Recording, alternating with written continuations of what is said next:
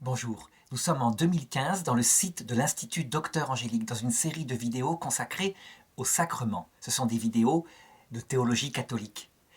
Et je voudrais continuer à propos du sacrement de pénitence par une question qui, on va le voir, est très importante puisqu'elle concerne toujours la réalité profonde que produit ce sacrement dans l'âme et qui est nécessaire au salut. Et donc, je voudrais aborder la question suivante. Est-ce que la pénitence, donc cette attitude de reconnaissance de ses péchés, de contrition par rapport à ses péchés, est-ce qu'elle est une vertu? Alors, saint Thomas d'Aquin aborde cette question de manière surprenante. C'est la question 85 dans sa somme de théologie au niveau de la troisième partie.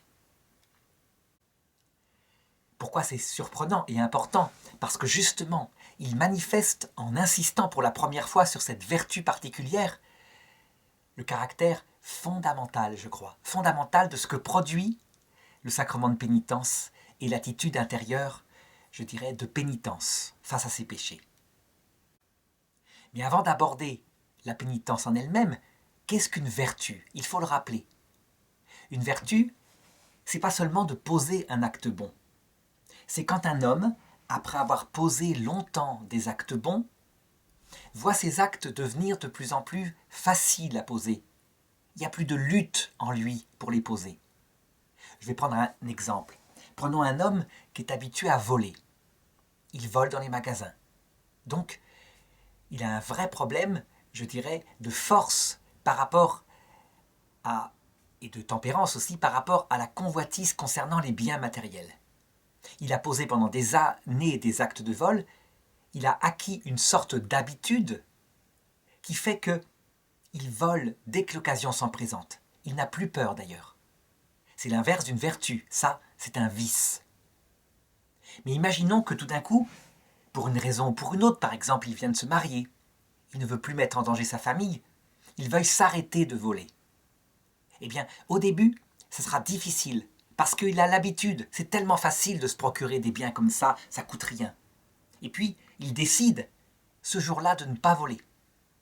Au début, c'est dur, il n'a pas la vertu de tempérance par rapport à sa convoitise concernant l'argent. La vertu de force aussi, parce qu'il faut de la force pour vaincre une telle tentation, quand elle est inscrite profondément. Et puis, il continue de poser des actes où il ne vole pas. Il continue de se dire, en se servant de son intelligence, donc de la vertu de prudence, qu'il faut qu'il le fasse pour sa famille. Eh bien, au bout d'un certain temps, s'il n'est pas retombé, s'il a bien tenu, l'acte de ne pas voler va devenir de plus en plus facile. C'est une première étape. Puis, au bout d'un certain temps, fondé sur la prudence, le fait d'être honnête, de mettre en avant en premier ce qui compte, c'est-à-dire sa famille, va devenir de plus en plus évident. Et au bout d'un certain temps, ça dépend de son âge, si c'est un jeune homme c'est plus rapide, si c'est un homme plus âgé c'est plus long, il n'aura plus aucun mal à ne pas voler. Il paye naturellement ses achats, il a acquis une vertu par rapport à ce défaut qui avant était un vice. Eh bien, ce mécanisme de la vertu, de l'habitude, on dirait en latin un habitus, il va être le même par rapport à la pénitence. Il s'avère que tous les hommes font des péchés ou, au niveau humain, des fautes morales. Ça veut dire que tout n'est pas parfait dans le comportement d'un homme. Il y a à lutter contre des forces en soi, et sur un point ou sur un autre, les hommes ne les contrôlent pas. Si par exemple, un homme contrôle bien, avec la tempérance, sa sexualité, avec la force, ses colères. Donc il est, dans le cadre de la vie familiale, très bien à ces deux niveaux-là. Et bien curieusement, il aura tendance, s'il n'y prend pas garde, à développer l'inverse d'une prudence, un orgueil. Il regardera ceux qui sont moins forts sur ces deux points-là avec mépris. Donc, d'un côté ou d'un autre, je dirais, l'être humain se bagarre contre lui-même. Et les vertus doivent se développer. Imaginons maintenant qu'un homme qui est confronté à ça, qui pratique de temps en temps, même d'un point de vue humain, une sorte d'examen de conscience dans son comportement par rapport aux autres, le reconnaît en lui, humblement, reconnaît ce qu'il a fait de mal, le reconnaît devant ceux qu'il a offensés, et s'efforce de changer. Un homme honnête qui ferait ça. Eh bien, au bout d'un certain temps, Parce que c'est une habitude qui est fondée sur une humilité. On le voit bien. Son intelligence se regarde, reconnaît les choses, essaye de changer.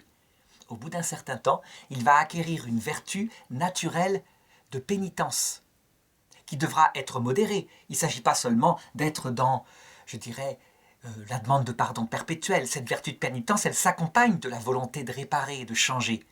Elle est accompagnée aussi d'une force, bien sûr. Mais ce qui est caractéristique, c'est que l'attitude de cet honnête homme, un prud'homme, comme dirait le philosophe, est liée en partie à cette attitude de pénitence. La chose que je décris là au plan philosophique se réalise aussi au plan de la religion qui n'est pas catholique, de la religion juive par exemple. Dieu, dans l'Ancien Testament, demande sans arrêt au peuple de se repentir de ses péchés, de les corriger. Et si au départ, il s'adapte à un peuple primitif, en lui disant qu'il est pécheur puisqu'il n'arrive pas à réaliser des commandements matériels qui sont très nombreux dans la loi juive, tellement nombreux que c'est impossible de les suivre. Le but étant de créer la conscience du péché chez des hommes charnels. Eh bien, au bout d'un certain temps, dans l'Ancien Testament, Dieu précise le vrai sacrifice qui plaît à Dieu. Ce n'est pas des sacrifices d'animaux, ça c'est extérieur, mais c'est un cœur contrit, un esprit repentant. Donc, quelque chose qui s'intériorise. L'Ancien Testament, c'est l'histoire d'une lente éducation à cette vertu de pénitence, mais pour des raisons religieuses. À la fin de l'Ancien Testament, une prophétie est donnée qui dit « Voici que vient avant moi mon serviteur.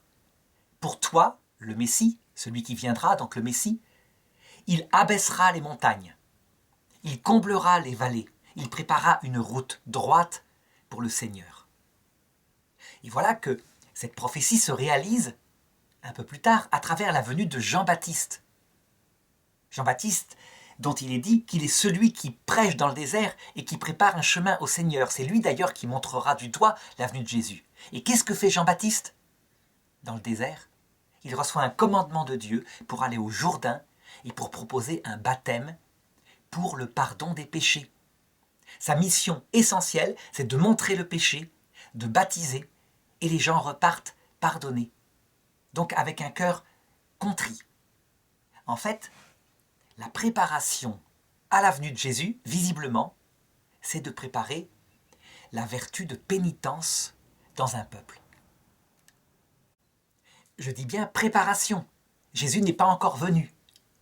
Par contre, quand Jésus vient et qu'il se met à prêcher quelque chose de plus fort effectivement que Jean-Baptiste, pas seulement le regret des péchés, mais quelque chose qui est une finalité, la possibilité d'aimer Dieu comme un ami, cœur à cœur, ce qu'on appelle la charité, vertu théologale.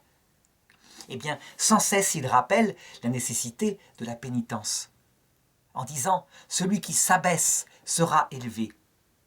Dieu ne résiste pas à un cœur humble.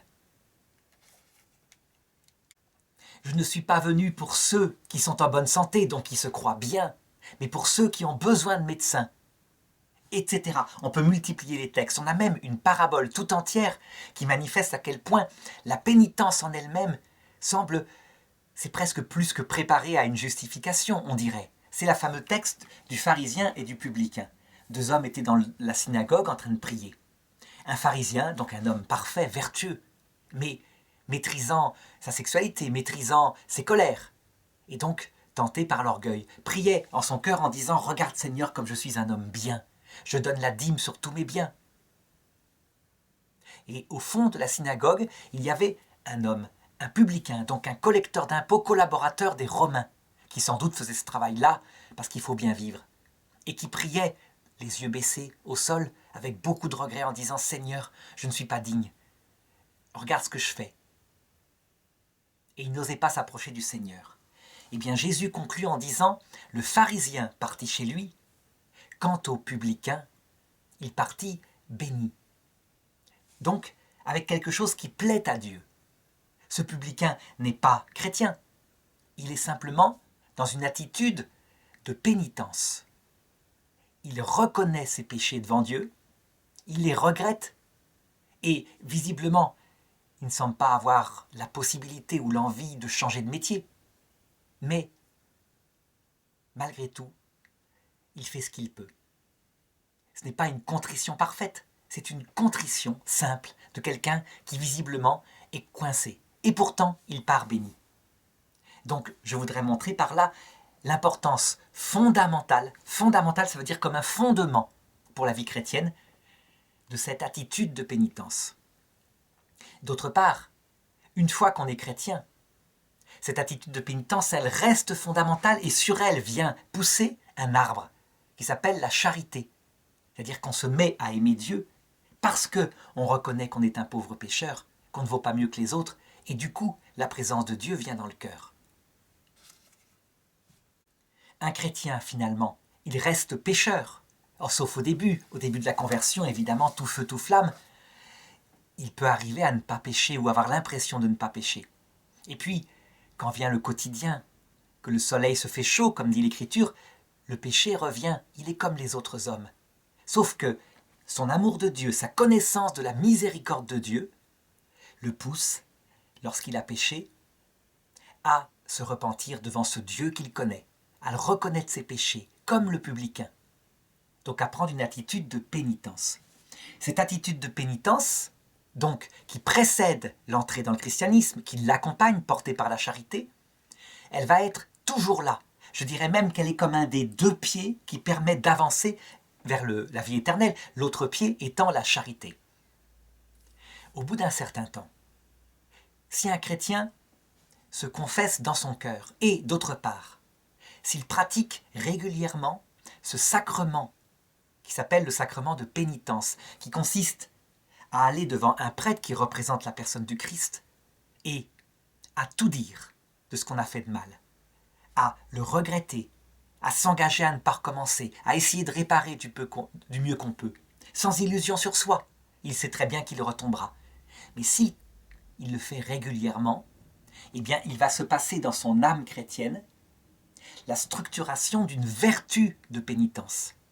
Ça veut dire que cet homme va devenir un homme à genoux, qui, sachant qu'il est ami de Dieu, ça c'est la révélation chrétienne, et ça pourrait être source d'un grand orgueil. En même temps, c'est qu'il est un pauvre pécheur indigne. Et les deux ensemble, pénitence et amour, vont marcher ensemble pour faire un chrétien, je crois, tel qu'il plaît à Dieu, qui va en plus lutter pour acquérir les vertus. La pénitence n'est pas passive, comme je le disais, elle cherche à réparer. Je crois qu'on a ici le sommet de la pédagogie qui prépare à la vie éternelle. Si quelqu'un a véritablement pris au sérieux cet appel de l'Église à se confesser souvent, d'abord dans sa prière évidemment, mais aussi à travers le sacrement, que je verrai dans la prochaine vidéo, eh bien, ayant acquis cette habitude d'être à genoux dans son cœur devant Dieu, lorsqu'il va arriver à l'heure de la mort, eh bien, il sera naturellement et tout de suite à genoux pour être confronté au Sauveur. Parce qu'il saura, ayant pratiqué la pénitence toute sa vie, que lorsqu'il sera confronté à celui qui est tout humble, tout amour, qui n'a jamais péché, à la lumière du Christ, comme dit le pape Benoît XVI dans Spe Salvi 47, toute la saleté de son cœur va apparaître et des saletés qu'il n'avait pas repérées durant sa vie. Personne ne peut être lucide de son vrai cœur, sauf à la lumière parfaite de la mesure du bien qu'est le Christ. Eh bien, ce ne sera pas un problème. Le curé d'Ars disait, lorsqu'on sera confronté à la venue du Christ et qu'on verra son péché, c'est un vrai désespoir. Il racontait qu'une fois il avait eu cette grâce, il avait vu sa propre âme, c'était un vrai désespoir. En fait, le curé d'Ars était un homme repentant, mais un homme qui aspirait, tellement il aimait le Christ aussi, à être parfait, à changer, et donc il ne se contentait pas d'être repentant. Il aurait voulu être digne du Christ. Dans l'attitude de cette vertu de pénitence, arrivé face au Christ, je pense que le désespoir peut être évité, parce que la personne est sans illusion sur elle, elle s'attendait à découvrir des choses qu'elle n'avait pas vues. Et donc immédiatement, sans aucune révolte, elle se met à genoux, elle reconnaît, elle confesse ses péchés devant le Christ, et elle reconnaîtra qu'elle n'est pas digne de le recevoir, mais qu'elle compte sur sa miséricorde, qu'il dit seulement une parole, et elle sera guérie.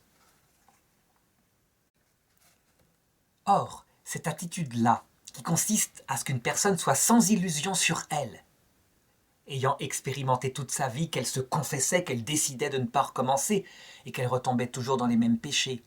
Donc à un moment donné, ayant transformé cette attitude de pénitence en une humilité acquise, totale, eh bien cette personne, en fait, grâce au sacrement de pénitence, elle évite une grande partie du purgatoire.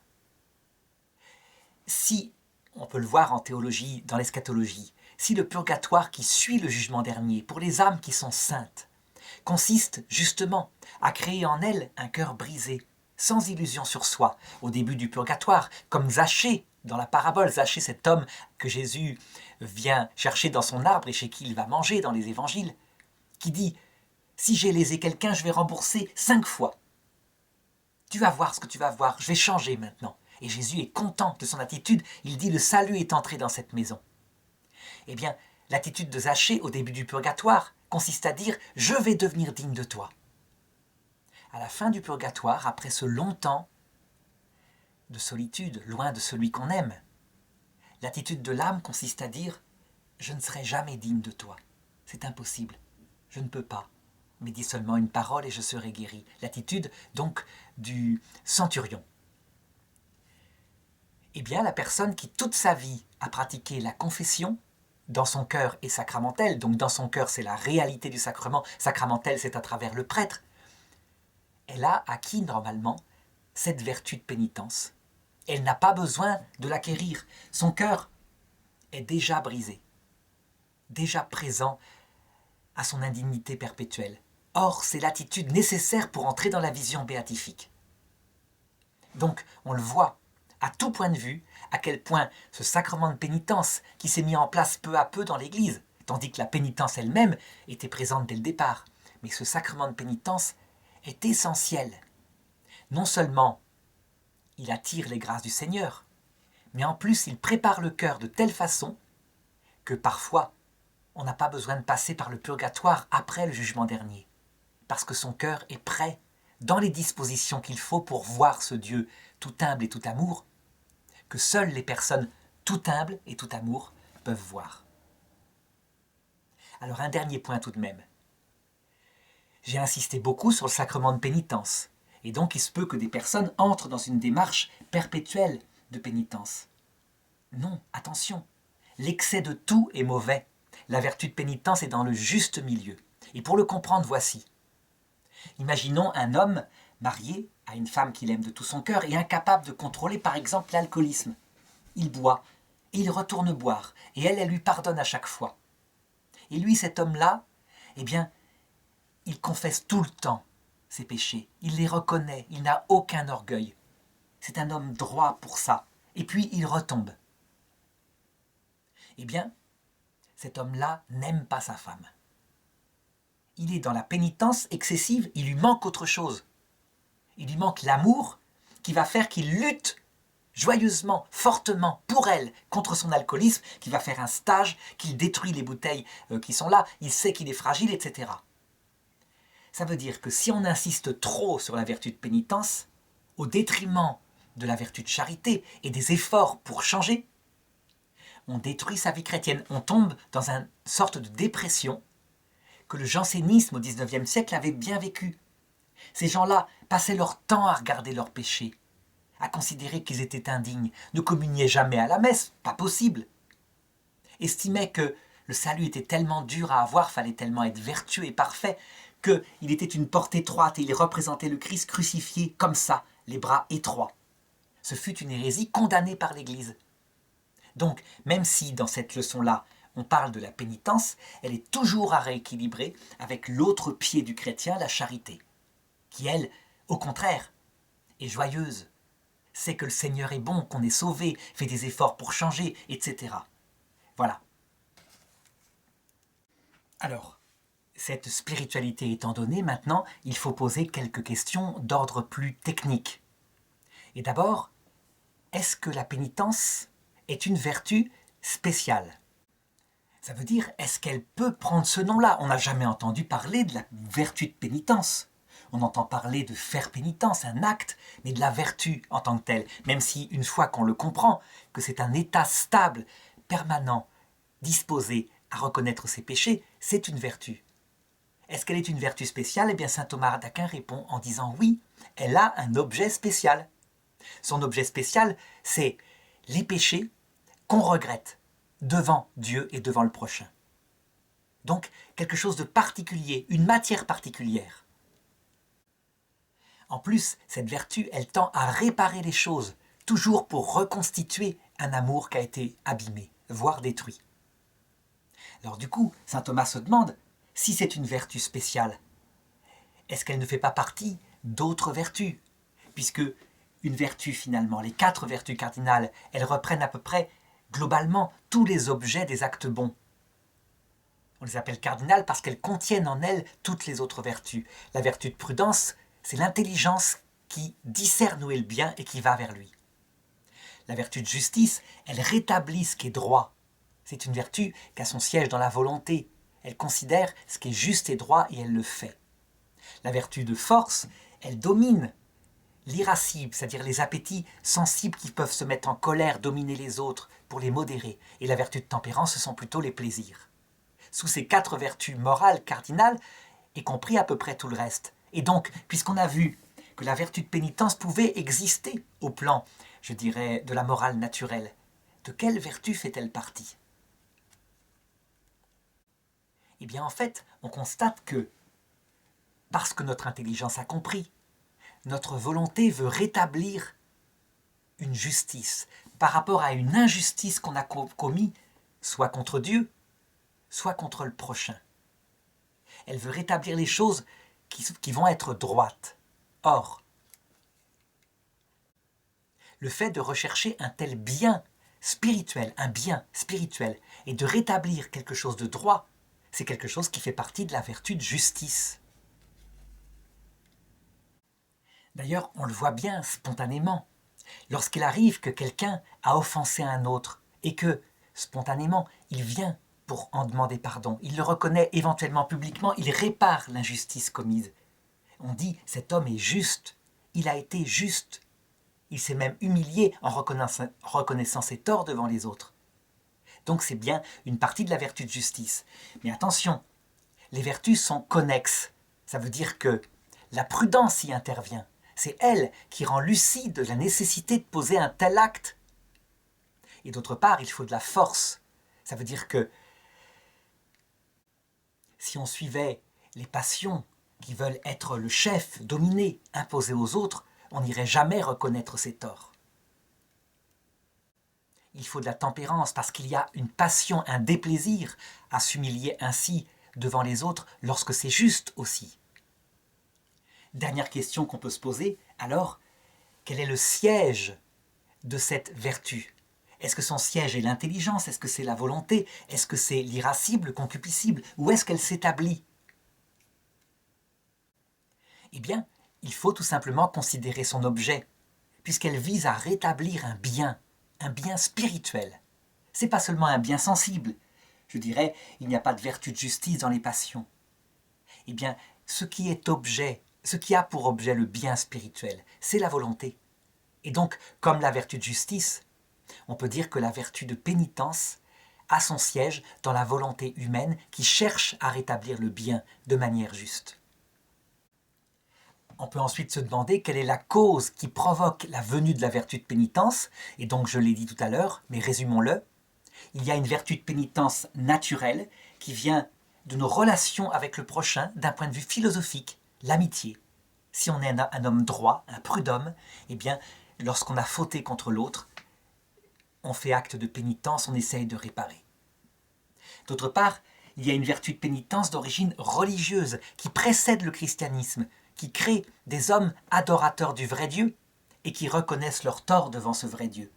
On la voit dans toutes les religions où les hommes sont capables de regarder leurs péchés. Cette vertu-là ne sauve pas. Elle n'est pas une vertu théologale. Elle n'est pas chrétienne. Elle prépare au christianisme. Elle est, je dirais, une semence de la vérité, une bonne terre sur laquelle va venir se greffer, évidemment, la grâce sanctifiante, donc la charité. Ensuite, lorsqu'on est devenu chrétien et qu'on vit de la charité, cette charité va provoquer une augmentation, une vitalisation de la vertu de pénitence préalablement acquise. C'est comme si la vertu de pénitence faisait pousser une charité vigoureusement comme une bonne terre, et la plante, cette charité, c'est comme si elle fécondait cette bonne terre pour la rendre encore plus fortement charité. Pourquoi ? Parce que lorsqu'on connaît le Christ, on exerce sa pénitence en esprit et en vérité. Ça veut dire qu'on ne fait pas seulement pénitence face à quelqu'un, Dieu, qu'on ne connaîtrait pas, en imaginant qu'il doit être juste. Là, on le fait devant quelqu'un qu'on connaît. Dieu s'est fait homme. On sait à quel point il est mort sur la croix pour nous sauver, à quel point il exerce sa miséricorde, et que quand on lui demande pardon, il pardonnera infiniment, sauf le péché contre l'Esprit Saint, qui est justement le fait de refuser calmement, en toute maîtrise de soi et lucidité, de demander pardon. Alors une dernière question que se pose saint Thomas à l'article 6 de sa question. Quelle est la place de cette vertu particulière ? Et il montre que, au point de vue de la naissance des vertus, elle n'est pas première. Ce n'est pas d'abord l'acte de pénitence qu'on pose en premier. Pour pouvoir poser un acte de pénitence, il faut d'abord avoir aimé quelqu'un. Et l'ayant aimé, il faut s'être mal comporté vis-à-vis de lui. Donc, elle se fonde sur d'autres choses, tant au plan naturel qu'au plan surnaturel. Cependant, au plan de l'ordre surnaturel par rapport au salut, je l'ai dit, elle a une place de fondement. Elle n'est pas une vertu théologale, elle n'a pas comme objet Dieu à cause de Dieu. Elle est plutôt une vertu morale, mais elle plaît à Dieu parce que Dieu, dans sa vie trinitaire, il n'est pas pénitence, mais il est immensément humble. Chaque personne est exaltée au-dessus de l'autre. Et du coup, lorsqu'il trouve cette vertu chez l'homme, qui correspond à l'humilité, c'est une forme d'humilité, eh bien, il bénit cet homme. On peut dire qu'elle est la disposition suprême qui prépare la venue de la vérité chrétienne et de la charité théologale.